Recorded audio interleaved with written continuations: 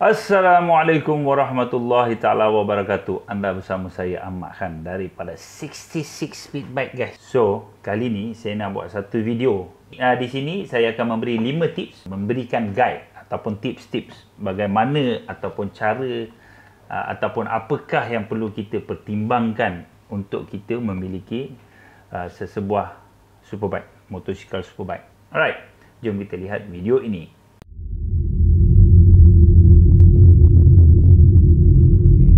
Alright guys, macam kita tahu memiliki superbike ni kadang-kadang adalah satu macam puasan. Ada orang bila dia dah memiliki superbike, dia kira dia dah capai kepada satu tahap yang dikatakan dia puas. Ada yang minat superbike, so dia adalah hobi dia. Kenapa dia nak memiliki superbike? Disebabkan itu adalah hobi beliau lah. Ada macam-macam alasan yang digunakan. Ada yang digunakan superbike untuk satu kenderaan yang digunakan untuk berulang alik. Mungkin dia tinggal jauh, so dia gunakan superbike supaya dia lebih cepat ataupun lebih selesa di atas motosikal tersebut untuk pergi dan pulang ke rumah lah kan. So macam-macam alasan digunakan untuk kita memiliki superbike ni kan. Macam saya bagi tahu, walau bagaimanapun saya ingin memberikan 5 tips yang mana anda boleh gunakan sebagai reference kepada di masa hadapan apabila anda ingin membeli sesebuah motosikal. Yang pertama, yang paling penting sekali, yang mana saya lihat kebanyakan orang dirang ni nak memiliki superbike tapi lesen pun tak ada guys. Saya sarankan sebelum anda memiliki sejenis motosikal ni, pastikan anda mempunyai lesen yang bersesuaian. Contohnya, kalau anda nak menggunakan motosikal 250, saya rasa tidak ada masalah. Anda hanya perlu mempunyai atau memiliki lesen motosikal B2. Okey, walau bagaimanapun jika anda ingin menggunakan motosikal lebih daripada 250cc, maka anda wajib mempunyai lesen B full. Pastikan anda mempunyai lesen guys. Kenapa? Zaman sekarang ni kalau kau tanya ni, kau nak beli motosikal tak ada lesen pun boleh kan. Sampai macam tu cara dia. Asal ada duit kau boleh beli motor. Tetapi ingatlah, jikalau berlaku sebarang kecelakaan kan, atau berlaku sebarang kemalangan, maka lesen ini adalah tu elemen yang diperlukan untuk membantu kita dalam kerja-kerja claim insurans dan sebagainya lah kan. So pastikan anda mempunyai lesen guys. Ni saya tengok ada juga kan, tak ada lesen tapi pakai motor superbike. Babe, malu babe kan, malu. So oleh itu dapatkan lesen kan. Tak susah sangat pun.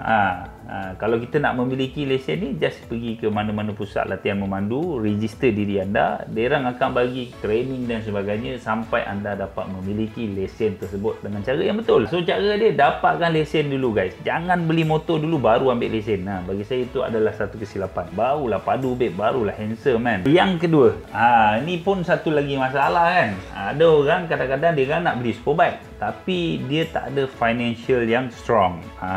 Kadang-kadang dia pun nak beli terus 1000cc. Ada yang nak beli Hayabusa, ada yang nak beli BMW, ada yang nak beli ZX-10, ada yang nak beli Ducati pun kan. Ada yang nak beli Ducati guys, Panigale V4R, nak dijadikan cerita kan. Tetapi mereka tidak mempunyai background ataupun mempunyai financial background yang sangat kuat. Ingat memiliki superbike ni simple. Zaman sekarang zero down payment pun kita boleh dapat sebiji superbike. Tak perlu bayar duit pendahuluan pun dah boleh beli superbike kan, buat loan. Tapi ingatlah, dalam masa 7 tahun ni kita nak kena bayar monthly payment. Mungkin 1000 lebih, mungkin 2000 lebih kan. Ada juga yang perlu kita ambil kira kan, breakdown issue. Tiba-tiba motor tu rosak tengah jalan, nak kena towing, nak kena ini. Lepas tu regular maintenance dia kan, servis minyak hitam, servis oil filter dan sebagainya, air filter, spark plug dan sebagainya. Kena pula major servis yang perlu kita ambil kira kan. Macam kalau V4R tak silap saya, setiap 5000 km guys, 5000 km anda perlu membuat Desmodenici ke apa binatang dia. Itu adalah servis major yang anda perlu lakukan. Aprilia tak silap saya setiap 10,000 km. Motor-motor lain hampir 30,000 dan sebagainya. So benda ni perlu kita simpan dalam kita punya kepala. Apabila kita nak membeli motor-motor superbike ni, kita perlu ada financial. Financial strong. So bergantung pada financial yang kita ada, mungkin kita boleh membuat pilihan superbike. Kita tak semestinya perlu membeli 1000cc. Kita boleh beli 600cc, kita boleh beli 500cc, even 250cc guys. Kita nak memiliki sesebuah superbike ni, kita perlu memenuhi kriteria kita yang pertama, iaitu kehendak kita untuk apa kita beli. Kita beli adalah untuk menggunakan sebagai daily commute kan. Kita nak gunakan dia sebagai motosikal yang kita gunakan untuk kita guna pergi balik kerja kan. So tak semestinya anda perlu membeli 1000cc. ER6N pun dah memadai, Versys ke, even Ninja 250, R25 dan sebagainya kan. So kita kena tengok yang pertama tu, jangan kita nak terus ambil 1000cc kan. Kadang-kadang 1000cc ni cost maintenance, cost pembiayaan dan sebagainya adalah tinggi. So oleh itu bagi saya adalah penting kita melihat financial background kita. Alright, financial background yang kuat akan memastikan kita dapat menyelenggara dan dapat juga menikmati. Jom kena ingat babe, kau dah pakai motor 8,000 km, 5,000 km, kau ingat tayar tu tahan. Tayar tu saja one set dah 1,000 babe. Agak-agak kau kalau financial tak kuat, setiap bulan nak keluar 1,000 untuk minyak hitam, untuk tayar dan sebagainya, memang tak berbaloi kita ambil motor-motor yang mahal. Mungkin adalah lebih baik kita pergi kepada motor yang lebih rendah sisinya, yang mana maintenance dia juga tidak begitu tinggi. Alright, okay. Yang pertama tadi adalah kita kepada lesen, memiliki lesen. Nombor 2 adalah kita kena pastikan financial. Nombor 3 ialah kita nak beli motor ni disebabkan atas minat. Minat atau kehendak. Macam saya bagi tahu kan, bila kita ada minat, kita minat sesebuah motor tu, kita beli kerana kita minat. Kita dah ada financial yang strong, kita dah ada lesen dan sebagainya. Sekarang ni kita nak beli disebabkan saya minat. Saya minat Kawasaki.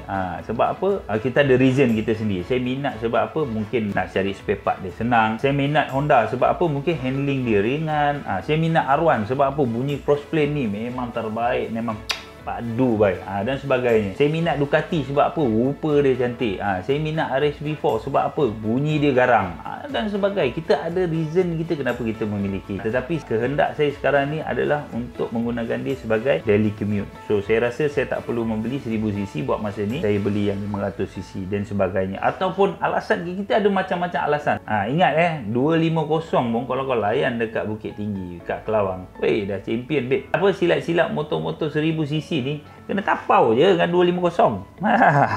Macam kan ingat beli 1000cc ni dah padu lah, tak ada. Kadang-kadang motor 250 kan, kita tengok motor, even kadang-kadang motor Kapcai, Y15 lah, RS lah kan, lagi padu babe kat jalan-jalan ni. Kita nak kena faham bahawasanya kita beli motor ni atas kehendak, bukan nak masuk kepada topik yang keempat. Kita jangan beli motor kerana nak ikut kawan. Sebab kawan pakai Ducati, saya nak beli Ducati. Sebab kawan pakai RSV, saya nak beli RSV. Sebab kawan nak beli, sebab grup-grup kawan saya ni semua pakai motor Continental, saya kena beli motor Continental. Sebab grup-grup kawan saya semua beli motor-motor high-end, saya kena beli motor high-end, baru saya boleh bergaul. Kalau anda mempunyai pemikiran macam ni, maka anda telah salah. Kita beli motor disebabkan kita nak tahu saya boleh selenggara, saya boleh enjoy atas motor. Kita nak beli motor ni sebab kita nak enjoy kan.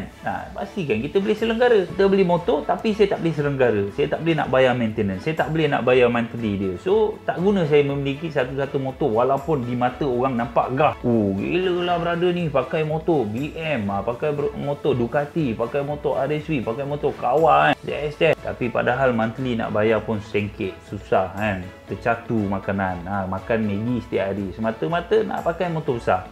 So elakkan apabila kita mempunyai pemikiran ataupun kita mempunyai kondisi begini, maka tak perlu lagi, bermakna kita belum bersedia lagi. Jangan sesekali kita ikut trend atau kita ikut kawan.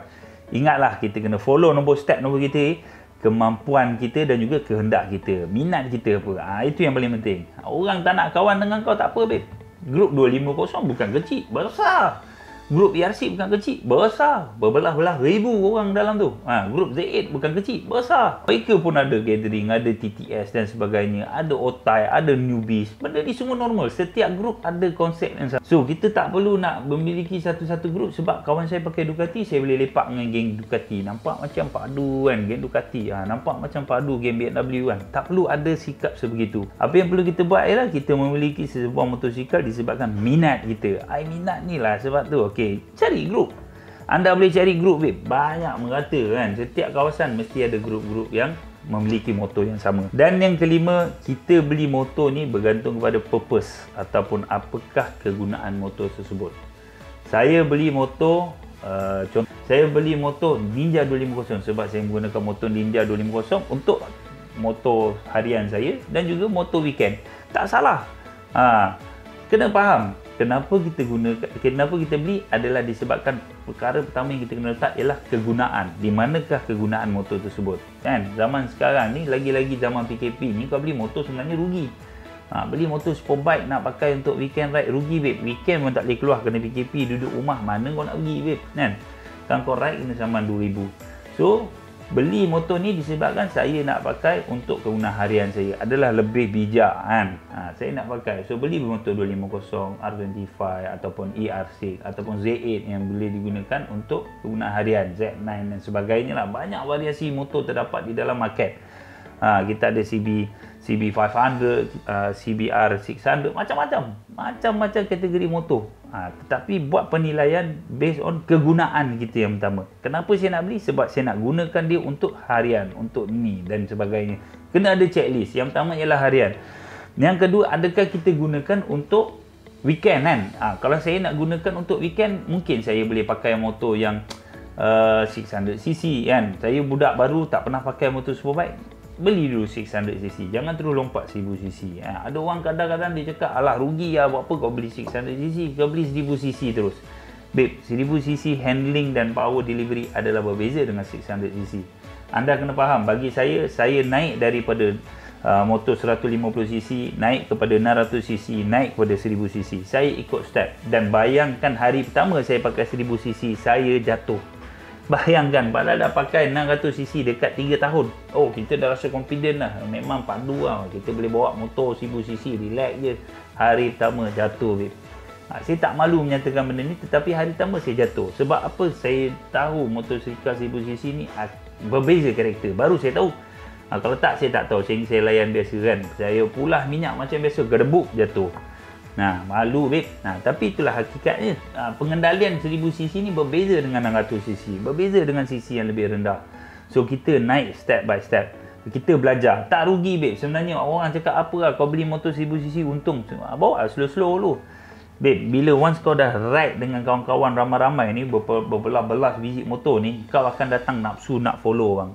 Itu yang paling bermasalah. Member tu dah bawa bertahun-tahun atas motor tu. Kau bawa baru sekejap, nak follow dia punya step, tak boleh. Overshoot. Terlampau ramai yang terjadi. Overshoot ni perkara paling ramai yang terjadi. Benda yang paling banyak terjadi dalam Superbike, overshoot. Sebab apa? Dia ikut orang depan. Orang depan ni braking line, dia punya reference berbeza. Cara dia bawa motor, cara confident di atas motor berbeza. Awak baru lagi, awak tak kenal lagi 1000cc macam mana penangannya. Akhirnya awak accident. Ramai meninggal disebabkan oleh perkara ini. Oleh itu saya akan nasihatkan step by step, naik daripada bawah ke atas. Prioritikan penggunaan motosikal itu untuk apa. Kalau untuk weekend, naik step by step. Kalau untuk daily, boleh je pakai motor kecil. Tak ada masalah pun, tak rugi pun, tak ada pun. Orang cakap, awak pakai motor 250. Kalau orang tu buat macam tu, letak dia tepi, dia adalah sampah bagi saya. Bagi saya, orang yang mengejek orang lain pakai motor jenis apa ke, motor dia tak sama brand ke, atau motor dia murah ke, itu adalah orang yang sampah bagi saya. Bagi saya, orang yang baik adalah orang yang bergaul pada semua. Asal awak pakai dua roda, awak adalah satu gang. Ya, brotherhood bro. Okey, tu yang kedua. Yang ketiga, kalau kita pakai untuk track day atau untuk kegunaan race, of course kita boleh buat pemilihan yang lebih bijak. Bila kita masuk ke dalam track day atau kita masuk untuk kategori yang mana saya gunakan motor ni untuk race, then awak kena mula memilih motosikal yang lebih advance. Mungkin awak ada modal. Kalau orang nak masuk race ni, biasa dia dah ada modal lah, dia dah ada duit, and background dia pun dah padu kan. So kita boleh select. Saya nak masuk kategori mana? Saya nak masuk 250 ke, 600cc ke, 1000cc. Kalau contoh dia nak masuk 1000cc, then dia kena pilih motosikal macam mana. Pakai motosikal ni nampak lebih kompetitif.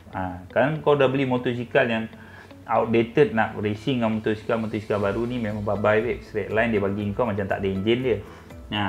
So kalau kau masuk 250, then awak kena pilih motosikal. Sebenarnya penggunaan motosikal ni, macam saya bagi tahu, di manakah kita nak gunakan. Simple as that lah. Kalau kita gunakan untuk daily, kita kena ada kita punya target. Kalau untuk weekend, ada target dia. Dan untuk track day, kita ada target dia. Kita ada berbeza, target yang berbeza untuk motosikal.